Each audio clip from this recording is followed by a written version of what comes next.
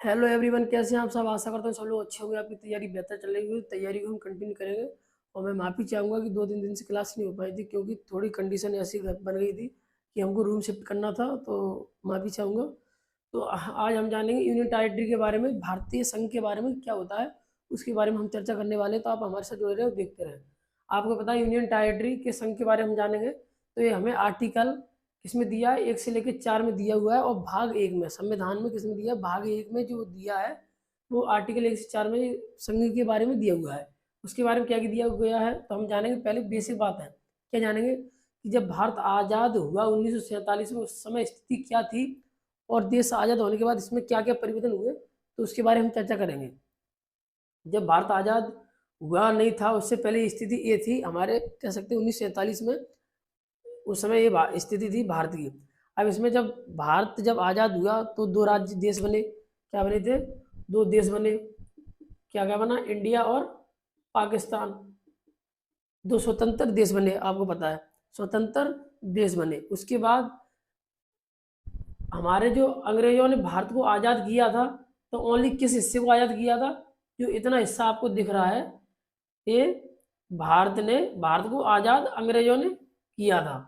जब 1947 में, जब 15 अगस्त 1947 में हमें आज़ादी मिली थी, कह सकते हैं उस समय 1947 में, जब जो कह सकते हैं अंग्रेजों हमें आज़ाद करके गए थे, वो इतने हिस्से को आज़ाद करके गए थे, ना कि इसको ना इसको ना इसको, इसको हमने स्वयं को किया है। कैसे किया उसके बारे में हम जानते हैं। जैसे देखा होगा आपने, जब हमारे 1947 में भारत की स्थिति ये थी, उसके बाद क्या हुआ था, जब हमने मांग रखी थी और पंडित जवाहरलाल नेहरू ने कहा कि हमें स्वतंत्र भारत चाहिए, उसमें डॉक्टर बी आर अम्बेडकर का भी अच्छा खासा रोल रहा था। उन्होंने संविधान का निर्माण किया। तो उस समय जब ब्रिटेन के कब्जे में क्या क्या था, उत्तर प्रदेश, सेंट्रल प्रांत, पंजाब, बंगाल, असम, उड़ीसा, बिहार, मद्रास और बॉम्बे। उसके बाद नॉर्थ वेस्ट पार्ट और था, और सिंध थी। ये था किसके कब्जे में, कह सकते हैं किसके कब्जे था? ब्रिटेन के। और वो भी कौन सा? जो गवर्नर प्रांत थे, कौन से थे? गवर्नर प्रोवियन थे। और जो थे ये कमिश्नरी प्रोवियन थे। क्या थे? कमिश्नरी प्रोवियन। उन्होंने तरीका से काम किया था, भारत में ऐसे नहीं गुलाम बनाया था, उन्होंने तरीका से कार्य किया था। राज्यों को, गवर्नर को प्रांत क्या रखे थे, और इनको कंडक्ट करने के लिए कमिश्नरी रखा था, प्रोविजन रखे थे उसके बारे में। तो ये इतने जो थे वो कमिश्नरी ना छोड़ के गवर्नर थे। और जो कमिश्नरी थे वो दिल्ली था, कुर्ग था, अजमेर मेरवाड़ था, ब्रिटेन बलूचिस्तान था। ये तो था उस समय। उसके बाद 552 देसी रियासतें हुआ करती थी। अब इतना मत रखना, क्योंकि कुछ लोग कहेंगे कि 565 थी। 565 थी। 565 पाकिस्तान को मिला के थी। हमें इंडियन पॉलिटी पढ़ रहे हैं, तो इंडियन पॉलिटी में 552 थी ओनली। कितनी थी? 552 देसी रियासतें थी। उसके बाद कुछ हिस्सा जो कह सकते हैं कब्जे में किसमें था, फ्रांसीसियों में। उसमें क्या क्या था? पुडुचेरी था, कराईकल था, यमन था, माहे था और चंद्रनगर था। ये किसी कब्जे में था?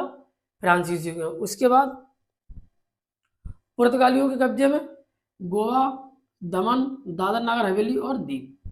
ये किसके कब्जे में थे?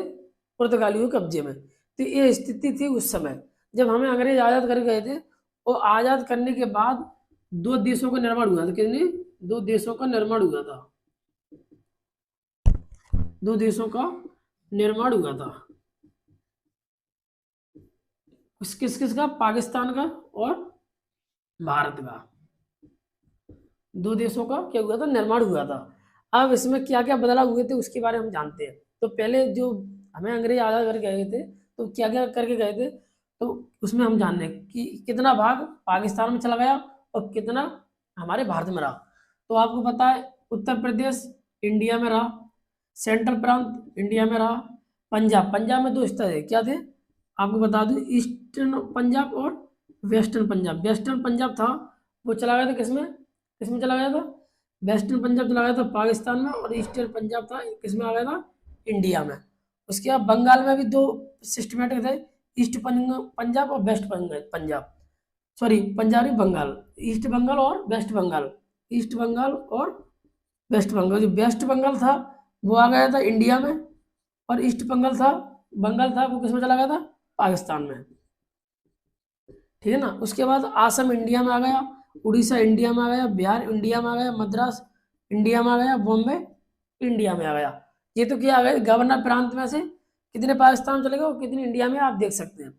उसके बाद जो कमिश्नरी प्रोविजन थे वो क्या हुआ, दिल्ली इंडिया में गया, और जो राष्ट्रीय कह सकते हैं वो बन गई हमारी। उसके बाद कुर्ग, कुर्ग किस में गया था, ठीक है ना। इसके बाद उसके बाद ये स्थिति किसने आज़ाद किया था हमें, 1947 में, जो कह सकते हैं अंग्रेजों ने, ठीक है ना, अंग्रेजों ने। ये स्थिति बनी तो दो देशों का निर्माण होया था। उसके बाद फ्रांसीसियों ने पुडुचेरी, कराईकल, यमन, माहे, चंद्रनगर, ये किस्में कब्जे में थे फ्रांसीसी, उसके बारे में बाद में चर्चा करेंगे। और गोवा, दमन, दादर नगर हवेली, ये भी पुर्तगालियों के कब्जे में थे। और 500 देसी रियासतें थी। अब 500 देसी रियासतें में क्या हुआ था उसके बारे में जानना है पहले। तो आपको पता है, जब हमारा भारत आज़ाद हुआ था उस समय ये देसी रियासतें होती थी, इसमें ना किसी और किसी का कब्जा नहीं था, ओनली जो राजा थे उस समय उनका कब्जा था, राजाओं का कब्जा था। उस समय बात रखी गई थी उन राजाओं से भारत सरकार ने, या आप अपना खुद का देश बना लो कोई छोटा सा, या फिर इंडिया में शामिल हो जाओ, या फिर कह सकते हैं किस में शामिल हो जाओ, पाकिस्तान में। चॉइस नहीं, और तीनों ऑप्शन दिए थे। इसमें से कम कितने, 549 जो राजा थे वो इंडिया में शामिल होने के लिए राजी हुए थे। कितने, इंडिया में राजी होने के लिए शामिल हो गए थे। जो 3 राजा थे कौन कौन से, एक तो जम्मू कश्मीर का था, दूसरा हैदराबाद का था, और तीसरा कह सकते हैं इसमें था गुजरात साइड में था, एक था। 3 राजा थे, ठीक है ना। कितने राजा थे, 3। ये कहने कह रहे थे ना हम इंडिया में रहेंगे और ना हम भारत उसमें क्या पाकिस्तान में जाएंगे, हम स्वयं अपना कुछ अलग ही करेंगे। और क्या स्थिति ऐसी बनी कि समय के अनुसार इनको भी हमने इंडिया में ही मिला लिया। कि पाकिस्तान जम्मू कश्मीर को आपको पता 19 जब किसमें 2019 में 370 हटाई, तो ये ऐड हमने कर लिया। हैदराबाद का वहाँ पे पुलिस कमिश्नरी का सिस्टम हुआ था, तो वहाँ पर राजा भाग गया था, तो पुलिस के अधीन हमारा हैदराबाद आ गया। उसके बाद एक स्थिति और थी, वो भी कई स्थितियों बनने के कारण वो भी हमारे अंडर आ गया। तो ये देसी रियासतें अधिकतर किसमें आ गई, भारत में। तो ये हमने बेसिक फंडामेंटल जाना, आपको 1947 की कंडीशन के बारे में जाना। उसके बाद हम आगे और भी जानते हैं, तो आप हमारे साथ जुड़े रहें।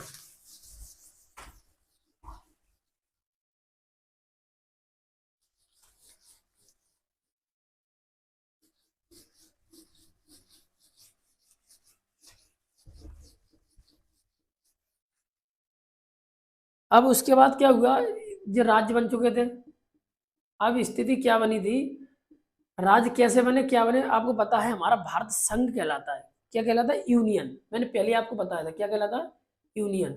फेडरलिज्म क्यों नहीं कहलाता आपको मैं बता दूंगा, उसके बाद में बताऊंगा। संघ कहलाता क्यों कहलाता है, कि जो कह सकते हैं संघीय और संघ में अंतर क्या है। आपको पता है कि हमारा भारत क्या है, संघ है। क्या है, संघ है। और संघी क्या है, अमेरिका। अमेरिका कैसे, अमेरिका अमेरिका को आप संयुक्त राष्ट्र अमेरिका कहते हैं, संयुक्त राष्ट्र, क्योंकि वहां पे जो जैसे एक छोटा सा एग्जांपल देकर समझाऊंगा, कई राज्यों ने मिलकर अमेरिका को बनाया है, ना कि अमेरिका ने राज्यों को। तो हमारे भारत में ना कि राज्यों ने मिलकर भारत बनाया है, राज्यों ने मिलकर भारत बनाया, ना कि भारत ने राज्यों को क्या बनाया है। इसमें जस्ट अपोजिट है। क्या बनाया है, जो राज्य थे वहां पर कह सकते हैं अमेरिका में, कुछ कंडीशन ऐसी बन रही थी, तो उन्होंने अपनी बात रखी थी। उन्होंने कहा था कि उन पर एक सान हुआ था, एग्रीमेंट हुआ था। क्या हुआ था, एग्रीमेंट हुआ था राज्यों के और अमेरिका के बीच में। तो उन्होंने कहा तुम हमें नहीं छोड़ सकते, हम तुम्हें नहीं छोड़ सकते। ये स्थिति बनी थी किसमें, अमेरिका और अमेरिका के राज्यों में। पर ये स्थिति हमारे भारत में नहीं बनी थी। भारत ने राज्यों का निर्माण किया है, भारत ने राज्यों का निर्माण किया है, ना कि राज्यों ने भारत का निर्माण किया है। भारत ने राज्यों का निर्माण किया है, ना कि राज्यों ने भारत का निर्माण किया है। इसलिए भारत को हम संघ कहते हैं और अमेरिका को संघी कहते हैं। आपको पता होगा, आपने पढ़ा भी होगा कि संयुक्त राष्ट्र अमेरिका, यूएसए, संयुक्त राष्ट्र अमेरिका क्यों कहते हैं, इसीलिए कहते हैं। उसके बाद अब हमारे भारत की स्थिति क्या है, क्योंकि भारत, जो राज्यों ने भारत नहीं बनाया, भारत ने राज्यों को बनाया है, आपको पता है। तो भारत ने राज्यों को कैसे बनाया, उसमें एक कंडीशन है। कंडीशन क्या है, संसद। संसद एक ऐसी है जो भारत के राज्यों को तोड़ सकती है, फोड़ सकती है, कुछ भी कर सकती है। जैसे कहने मतलब उनके पास इतने पावर है, संविधान ने दिया हुआ है। कैसे दिया हुआ है, जैसे हमने छोटा सा एग्जांपल लेते हैं। जैसे हमने जाना यूपी, यूपी का पुनर्गठन करना है, गठन करना है, मतलब उसको तोड़ना है, दो भागों में दो भाग करने हैं। तो कैसे करेंगे, कैसे क्या होगा, स्थिति जाने। तो संसद के पास, संसद में आपको पता कौन कौन होता है, प्रेसिडेंट, राज्यसभा और लोकसभा, ये तीन होते हैं। ठीक है, कितनी बॉडी होती है, तीन संसद में। संसद में एक बिल आएगा, इसे विधेयक बोलते हैं। क्या बोलते हैं, विधेयक, विधेयक बोलते हैं। तो विधेयक कौन लेके, विधेयक कोई भी ला सकता है, या राज्यसभा में आ जाए या कह सकते हैं लोकसभा में आ जाए। ठीक है ना, कोई भी ला सकता है, नरेंद्र मोदी ला सकते हैं, अमित शाह ला सकता है, कोई विधेयक ला सकता है। इसे इंग्लिश में क्या बोलते हैं, बिल। अब क्या होगा, आपको पता होगा कि नहीं बताओ, तो ये बात रखी जाएगी किसमें, संसद में, कि हम यूपी के दो टुकड़े करना चाहते हैं, छोटा यूपी बनाना चाहते हैं, बड़ा यूपी बनाना चाहते हैं, संसद में बात रखी जाएगी। संसद में बात रखने से पहले जो भी बिल आएगा लोकसभा में या राज्यसभा में, लोकसभा में राज्यसभा में, तो उनको पहले किससे परमिशन लेनी होगी, प्रेसिडेंट से। किससे लेनी होगी, राष्ट्रपति से। प्रेसिडेंट से उसे परमिशन लेनी होगी, और परमिशन प्रेसिडेंट दे देगा, ठीक है कि आप राज्य को बना रहे हो तो आप बना सकते हैं। पर प्रेसिडेंट को भी क्या करना होगा, उन्हें भी जिस राज्य, कह सकते हैं विधानमंडल बोलते हैं, विधानमंडल, जो विधानमंडल है उससे उन्हें एक बार पूछना होगा कि हम यूपी को दो भागों में तोड़ रहे हैं।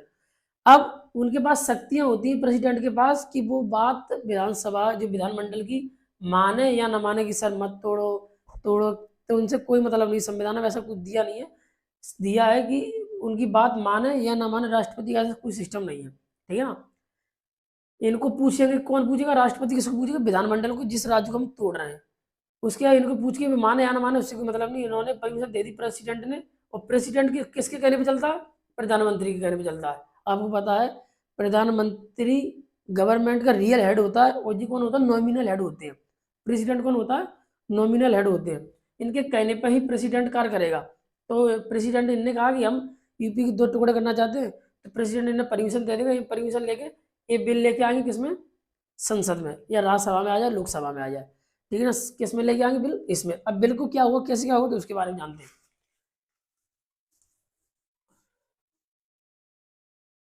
संसद में, लोकसभा में बिल आया, ठीक है ना, लोकसभा ही मान लेते हैं हम, लोकसभा में बिल आ गया, तो ये बिल पास कैसे हुआ, आप ये भी पूछेंगे सर बिल पास कैसे हुआ। तो बिल पास होने के कई ऑप्शन होते हैं, पर हम साधारण तौर पर मतदान होता है वहाँ पे, साधारण तौर पर मतदान, मतदान होता है।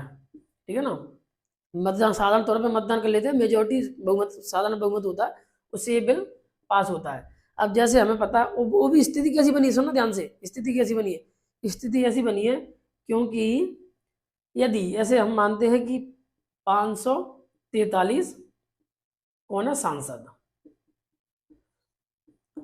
ये बिल आज आया, तारीख है आपको पता है, 9 तारीख है, आज आया। तो आज 9 तारीख में कितने प्रेजेंट है, 543, उनसे हमें मतलब नहीं है। आज कितने प्रेजेंट है ये मायने रखता है, कितने प्रेजेंट है। जैसे हमने माना कि 300, कह सकते संसद, सांसद जो प्रेजेंट है, तो हम बिल उनके सामने लेके आए, और आज प्रेजेंट जो संसद में कितने प्रेजेंट है, 300। तो उसमें 1/2 +1, इस स्थिति चलती है साधारण बहुमत में, जो कह सकते हैं मेजोरिटी आती है साधारण बहुमत, उसमें 1/2, 1/1 चलता है। क्या चलता है, अब इसमें कहेंगे कि 150 कहेंगे कि सर मत बनाओ, और 150 कहेंगे कि सर बना दो। अब कंडीशन वैसी बनी 50-50, अब कैसे हो, तो इनका जो लोकसभा का अध्यक्ष होता है, लोकसभा का कौन होता है, अध्यक्ष। ठीक है ना, तो अब अध्यक्ष की बारी आती है कि एक वो इसमें ऐड होगा या एक इसमें ऐड होगा, नहीं में ऐड होगा, या कह सकते हैं हाँ में ऐड होगा।